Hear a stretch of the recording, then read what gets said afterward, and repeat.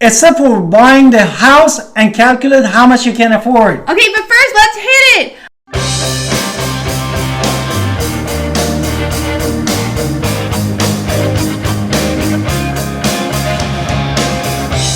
Hi, this is Alan Victoria Pinder. Welcome to our channel and podcast. And if this is your first time in our channel and podcast, please subscribe in our channel and get notified when we put in new podcast and video for you. Honestly, we get all calls and texts all the time for 252-327-3357. So don't be shy. I'm happy to talk to you anytime. Therefore, the home ownership basically comes with the couple costs. And one of the costs is the property tax, and another could be homeowners insurance. So it's not just how much is the house. We're looking at how much the house is, property taxes, and homeowners insurance. And these all are going to hit your household budget. Exactly. So, and really it's going to factor into how much house you can actually afford. If you are afraid of these numbers and you think, math, there are calculators out there. Many calculators take these costs into account, but you really want to calculate how much you can afford with this. Your lender is going to look at what?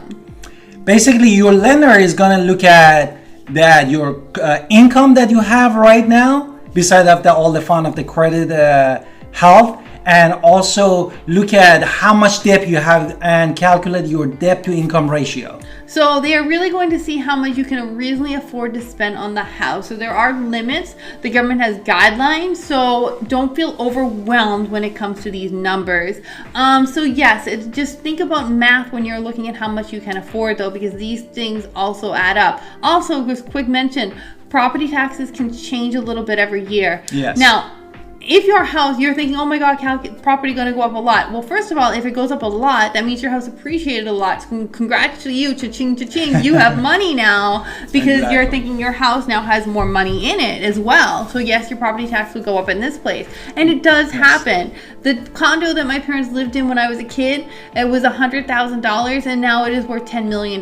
So I mean, if your property taxes are like that, no, they sold it well before they had $10 million. It's a whole drama.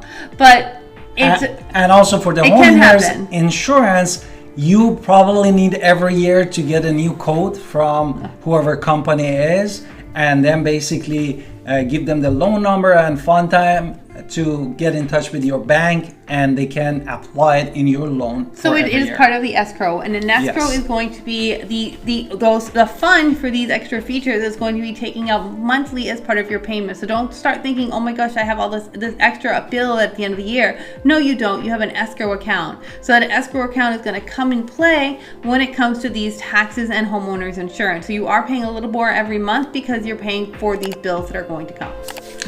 Thank you for watching. See you next podcast and video. Thank you. Bye.